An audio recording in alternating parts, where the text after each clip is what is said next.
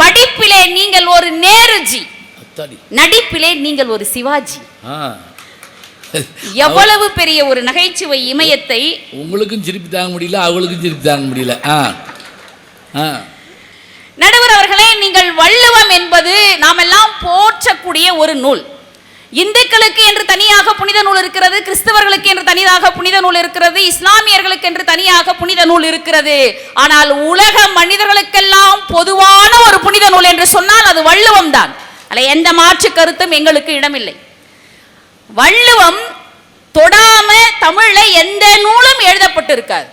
எல்லா நூலும் வள்ளுவத்தை வழியாக வைத்துதான் எழுதப்படுகிறது. அதில் எந்த மாற்று கருத்தும் இல்லை. அதனால தான் தலைப்பை ரொம்ப நேர்த்தியா என கம்பன் கழகத்திலே இருப்பவர்கள் மிகவும் நுட்பமாக தலைப்பு தருவார்கள். அதுவும் புதுக்கோட்டை கம்பன் கழகமா, இங்கே நிர்வாகிகள் மட்டுமல்ல, சுவஞ்சர்கள் கூட விதைக்கின்ற ஒவ்வொரு சொல்லும் விதையாகும் என்று சொன்னால் அந்த விளைவு இந்த கம்பன் கழகத்திலே இருக்கக்கூடிய இந்த சுவஞ்சர்களால் அது விளையும். எனவே இங்கே ஒரு தலைப்பை தருகின்ற போதே நேர்த்தியா நுட்பமா கொடுக்குறாங்க. கம்பன் அதிகமாக எடுத்து கையாண்டது வள்ளுவத்தின் வழியா சிலம்பின் நெறியா? வழி யார் வேணா சொல்லாங்க. புதுக்கோட்டை பஸ் ஸ்டாண்டுக்கு வழி தெரியல, கேட்டுன்னு தான் வந்தோம். வழி யார் வேணா சொல்லலாம். ஆனால் நெறிப்படுத்துவது என்பது, நம்ம யார் நெறிப்படுத்துவது? நெறிப்படுத்துவது என்றால் ஒழுக்கப்படுத்துவது, சரிப்படுத்துவது. யார் நம்மளை சரிப்படுத்துவாங்க? எங்க புதுக்கோட்டைக்கு பஸ் ஸ்டாண்டுக்கு வழி யாருன்னா ஒருத்தர் நிற்கிறாரு, சார் என்ன நெறிப்படுத்துறீங்களான்னு கேட்டா பைத்தியக்கார ஆஸ்பத்திரிக்கு என்னை அனுப்புவார்.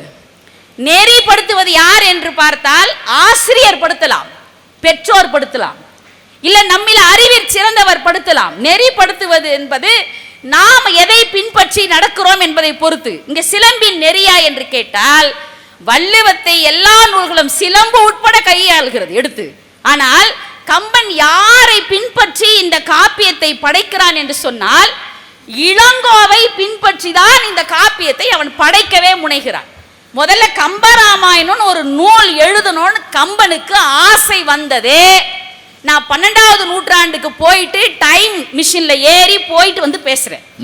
இந்த அம்மாவாவது அரை மணி நேரம் தயார் பண்ணி வந்துருக்குது, நான் 1 மணி நேரம் தயார் பண்ணி வந்திருக்கிறேன். எப்ப முடிப்பேன்னு எனக்கே தெரியாது. நடுவர்களே, நீங்க அப்போ போயிட்டு நீங்க இப்ப நான் டைம் மிஷின்ல வந்து கேட்கிறேன். நானு இன்றைக்கு சிலப்பதிகாரம் என்பது எங்களுடைய அருமை சகோதரி மனோன்மணி சொன்னது போல, நாங்கள் வள்ளுவத்தை நீங்கள் பின்பற்றிய கம்பராமாயணம் சரி, ஆனால் கம்பன் எங்களுடைய காப்பியத்தை படைத்த காரணத்தினால் தான் கம்பராமாயணத்தையே படைத்தான். ஏனென்றால் இளங்கோ பல இடங்களிலே திருமாலினுடைய புகழை சொல்லிக் கொண்டே செல்கிறார்.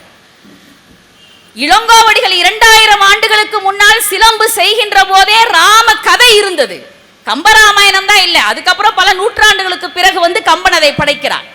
அப்போ இந்த கதை இருந்தது, இந்த கதையை அவர் அங்கங்கே சொல்லி செல்கிறார். இதை படித்த மாத்திரத்திலே தான் ஏன் இப்படி ஒரு காப்பியம் எழுதக்கூடாது என்று சிந்தித்திருக்க வேண்டும் கம்பன்.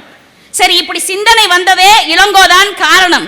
இன்னும் ஒன்று, என்னுடைய அருமை சகோதரி, நீங்க ரவிக்குமாரிலே தொடங்கி விதிக்கு விதியாவேன்னு லட்சுமணன் சொன்னார். இதை வள்ளுவர் இடமிருந்து எடுத்துக்கிட்டாருன்னு சொன்னார். எங்க விதிக்கு விதியாவேன்னு கதாபாத்திரத்தின் மூலமாக கம்பன் பேசுகிறான். ஆனால் விதிக்கு விதியாகியே காட்டுகிறான் எங்கள் இளங்கோவடிகள்.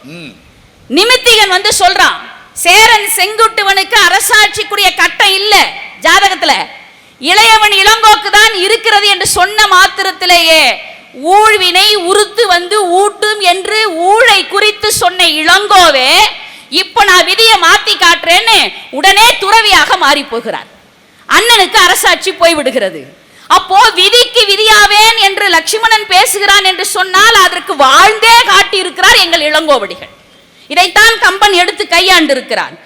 சரி, அன்பு சகோதரி மனோன்மணி வந்து சொன்னார்கள், அல்லல் மாக்கள் இலங்கையது யாகுமோ எல்லை நீத்த உலகங்கள் யாவையும் என் ஒரு சொல்லினால் சுடுவேன் என்று சீதை சொன்னாலே இது திருக்குறள் இருந்துதானே வந்திருக்க வேண்டும். அம்மா, கம்பனை இளங்கோ எவ்வளவு கவர்ந்திருக்கிறார் என்பதற்கான சாட்சியான இடம் இந்த இடம்.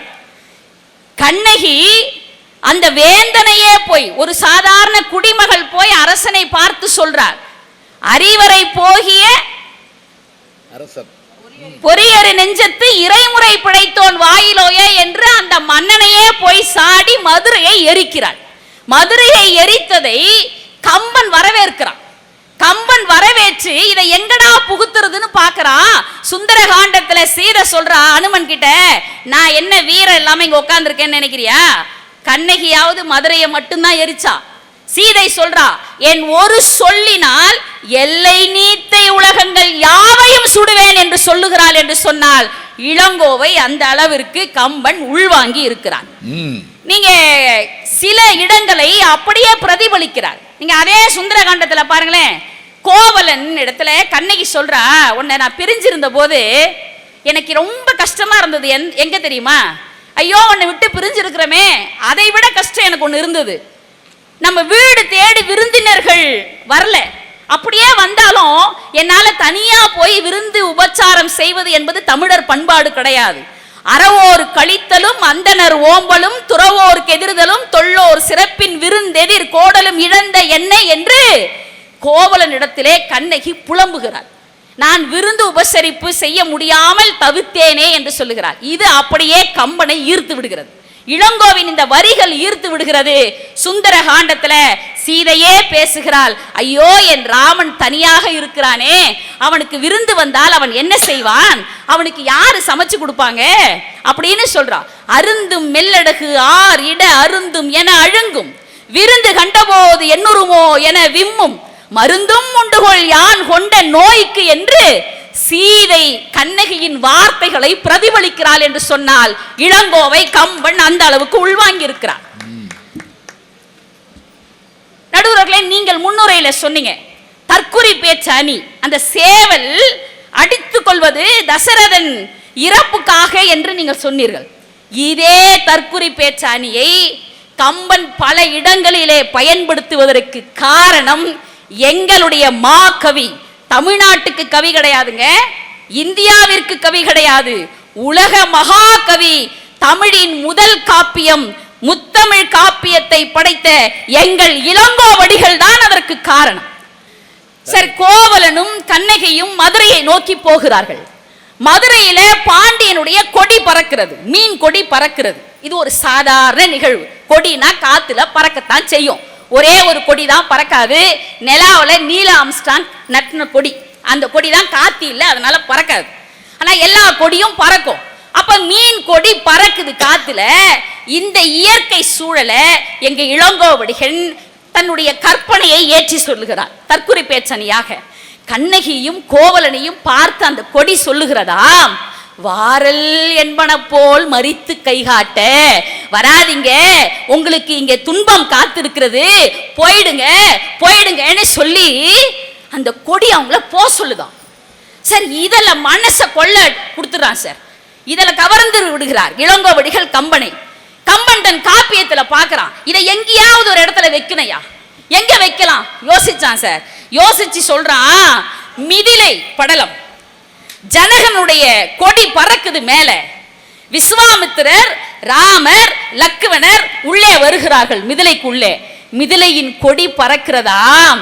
என்னன்னு பறக்குதா, திருமகளாகிய லட்சுமி சீதை எங்களிடத்திலே பிறந்திருக்கிறாள், திருமாலே வா வா விரைந்து வா, வந்து கல்யாணம் பண்ணிக்கோ, திருமணம் பண்ணிக்கோ, ஐயனே ஒல்லை வா வென்று அழைப்பது போன்றதம்மா என்று கம்பன் வரிகளால் படைக்கிறான்.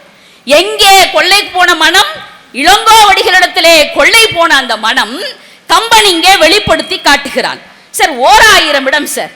நீங்கள் கற்பனை மட்டுமல்ல, அப்படியே காட்சியையும் கொண்டு வந்து படைக்கிறான் இளங்கோவை பின்பற்றி எங்கள் கம்பன். எந்த இடத்துலன்னு கேக்குறீங்களா? கண்ணகி எப்படி வாழ்ந்தவள், வண்ண சீரடி மண் மகள் அறிந்திலன்னா, அவ வீட்டை விட்டு வெளில போனது கிடையாது, வெளி உலகம் தெரியாது. இப்ப இருக்கிற பெண் மாதிரி அப்ப கிடையாது. 2000 வருஷத்துக்கு முன்னாடி அவளுக்கு வீட்டை விட்டு வெளியில வந்ததே கிடையாது. ஆனால் இப்போ வீட்டுக்காரோட மதுரைக்கு புறப்படுகிறாள் இரவோடு இரவாக. அவ கோவலன் கிட்ட ஒரு காத தூரம் கூட நடக்கல, புகாரினுடைய எல்லையை கூட தாண்டவில்லை. கோவலனிடத்திலே அவள் கேட்கிறா, மதுரை மூதூர் யாங்கது, மதுரை வந்துருச்சா? ஒரு காலம் கூட அடிக்கல, நடக்கலையா? இன்னும் 30 காலம் இருக்கு. கோவலன் சொன்னா, எப்போதுமே ஆண்கள் கொஞ்சம் சூட்சமமாக பேசுவார்கள், மனம் வலிக்காமல் பேசுவார்கள். அந்த 30 காலம் இருக்குதுன்னா அங்கேயே கண்ணகி மயக்கடிச்சு போட்டு உழுந்திருப்பா. அதனால கோவலன் அழகா சொன்னா, ஆரை 6 காதம் உள்ளது அப்படின்னா 6 30. இப்படியேதான் ஆண்கள் பெண்களை ஏமாற்றுவார்கள் நடுவர்களே. 6 இது ஒரு சமாதானம், அவ்வளவுதான், நடக்கிறதுக்கு ஒரு ஊக்குவிப்பு. சரி, இந்த காட்சி பார்க்கிறான் கம்பன். எவ்வளவு நல்லா இருக்கியா, அந்த பெண் என்றால் அச்சம் மடம் நாணம் பயிர்ப்புன்றமே இதெல்லாம் நிரம்பி அந்த கண்ணகி ஒரு காத தூரம் கூட வராம மதுரை வந்துருச்சான்னு கேட்கிறானா, அவ எவ்வளவு பேதமை உடையவளாக இருந்திருப்பாள், மடமுடையவளாக இருந்திருப்பாள். இந்த மனசு அப்படியே கொள்ளை கொண்டு விட்டது கம்பனை. இந்த காட்சி அப்படியே கொண்டு வந்து கம்பராமாயணத்துல வைக்கிறார். நீங்க இது வால்மீகி ராமாயணத்துல கிடையாது. இளங்கோவிடத்திலே கொள்ளை போன காரணத்தினால் இந்த காட்சியை உட்புகுத்துகிறான் கம்பன். எங்கேன்னு கேட்டா, நகர் நீங்கு படலம். அயோத்தியில இருந்து வெளியேறுகிறான். இதை காட்டை நோக்கி எல்லாவற்றையும் துறந்து விட்டு, அரச பதவியை துறந்து விட்டு, தன்னுடைய அந்த துறவு கோலத்தோட லட்சுமணன் சீதை உடன் வர, சுமந்திரன் தேரோட்ட, தேர் இப்பொழுது அயோத்தி நகரை விட்டு வெளியே வருகிறது. அவ்வளவுதான். இந்த அயோத்தியை விட்டு வெளியில தான் தேர் வருது. சீதை கேட்கிறா, காடு எங்கு உள்ளது, காடு வந்துருச்சா அப்படிங்கிறா. நீங்க கண்ணகி கேட்ட அதே பேதமை மடமையுடைய அந்த கேள்வி அழகை கொண்டு வந்து சீதை இடத்திலே புகுத்தி காட்டுகிறான் கம்பன் என்று சொன்னால், இதை விட எங்கள் இளங்கோ அவரை நெறிப்படுத்தி இருக்க வேண்டுமா என்று கேட்கிறேன். நடுவர்களே, 2 செய்தியா ரொம்ப சுருக்கமா சொல்லிடுறேன். என்னென்றால், நல்ல சபை ஒருபோதும் நாம் என்ன பண்ணிடக்கூடாது. எனக்கு இந்த மாதிரி சபைகளை நமக்கு கொடுக்கின்ற போது முடிப்பதற்கே என்ன உண்மையாவே நேரம் வராது. உண்மையா மனோன்மணியினுடைய தவிப்பை நான் பார்த்தேன். ஒரு பெரிய கட்டை கொண்டு வந்துட்டு, கேஸ் கட்டை கொண்டு வந்துட்டு அந்த அம்மா 2 பக்கம் தான் பேசியிருக்குது. அதனால அடுத்தடுத்த கம்பன் கழகத்தில் அந்த அம்மாவுக்கு அந்த அதே தலைப்பை கொடுங்க. நீங்க வடக்குக்கும் தெற்குமான உறவு பாலம் இருக்கு பாருங்க சார். ஒரு கவிஞன் என்பவன் யார் எப்படி கேட்டா, ஒருமைப்பாட்டை வளர்க்க வேண்டும். இதற்கு அடியெடுத்து கொடுப்பவனே எங்கள் இளங்கோதான். முதலாக 2000 வருஷத்துக்கு முன்னாடி கிட்டத்தட்ட திருக்குறள் எழுதப்பட்ட காலத்தில் எழுதப்பட்ட நூல் எங்களுடைய நூல். அவன் பார்க்கிறான், ஒரு ஒருமைப்பாட வடக்குக்கும் தெற்குக்கும் இந்தியாவில் கொடுக்கணும். என்ன பண்ணலாம்? சேரன் செங்குட்டுவன் வடக்கு நோக்கி படையெடுத்து போகிறான். கண்ணகிக்கு சிலை எடுக்க கல் கொண்டு வர கனகன் விசயன் என்கின்ற அரசர்களை வென்று முடிக்க போகிறான்.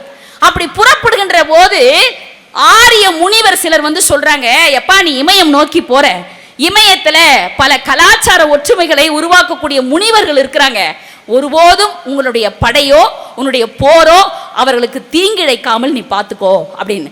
அதே போலவே சேரன் செங்குட்டுவன் கனகவிசயரை வென்று கல் கொணர்ந்து கண்ணகிக்கு சிலை வடித்தான். ஒருபோதும் அந்த முனிவர்கள் ஒருபோதும் அங்கே பாதிக்கப்படவில்லை என்று சிலப்பதிகாரம் பதிவு செய்கிறது. இந்த வடக்கு தெற்கு ஒற்றுமையை கம்பன் தன்னுடைய காப்பியத்திலும் படைத்து காட்டுகிறான். சீதையை தேடி தென்னிலங்கைக்கு இப்போது செல்லுகிறார்கள் அனுமனும் அங்கதனும். அப்படி போகின்ற போது சுக்கிரீவன் சொல்றான், அப்பா நீங்க 2 பேரும் போகும்போது தென்பொதிகை மலை என்று அங்கே ஒன்று உண்டு, அங்கே ஒரு தமிழ்ச்சங்கம் இருக்கிறது, அந்த தமிழ்ச்சங்கத்தின் காவலராக அகத்திய முனிவர் இருக்கிறார். நீங்க போகும்போது அப்படிப்பட்ட சிறப்பான மொழி, தொன்மையான மொழி இருக்கிற அந்த தமிழ் விளங்கக்கூடிய தென்பொதிகை மலையை நீங்கள் ஒரு வலம் வந்துவிட்டு வணங்கிவிட்டு நீங்கள் செல்லுங்கள் என்று வடக்கே இருந்து வருபவர்களுக்கு தெற்கே ஒரு சிறந்த மொழி இருக்கிறது என்று இருவருக்குமான ஒருமைப்பாட்டை இளங்கோவின் வழியிலே கம்பன் நிலைநாட்டுகிறான் என்று சொன்னால் அவன் பின்பற்றி இருக்கிறான். இல்ல, அவங்க தீயா பேசியிருக்கிறாங்க. எனக்கு தெரிஞ்சு தமிழ்த்தாய் வாழ்த்தே சொல்லாமல் நான் நிகழ்ச்சியை தொடங்கியது இதுதான் முதல் நிகழ்வாக இருக்கும் நான் நினைக்கிறேன். இருந்தாலும் நேரத்தினுடைய அருமை கருதி நடுவர் அவர்களை இப்படி நான் சொல்லுகிறேன், இல்ல இல்ல ஆமா, நீங்க காப்பிய தொடக்கத்துல ஆரம்பித்து கொஞ்சம் ஒரு மனித இறக்கவும் வேணும் இல்லையா, அதுக்கு தான். நீங்க கோசல நாட்டின் வர்ணனையை பார்த்தால் சோழ நாட்டின் வர்ணனை போலவே கம்பன் செய்திருப்பான். அங்கே இருக்கக்கூடிய கதாபாத்திரங்களை எல்லாம் வடக்கத்திய கதாபாத்திரங்கள் என்று நமக்கு தோணாது, தமிழர்களை போலவே படைத்து காட்டியிருப்பான் கம்பன். அதற்கு காரணம் எங்கள் இளங்கோவடிகள் தான். நீங்க நிறைவுக்கு வாங்க, காப்பிய நிறைவுக்கு வாங்க. 2 காப்பியமும் எப்படி நிறைவடைகிறது என்று கேட்டால், முதல்ல இளங்கோ எங்களால் எடுத்துக்கோங்க. இளங்கோ காப்பியத்தை எப்படி நிறைவு செய்கிறார்?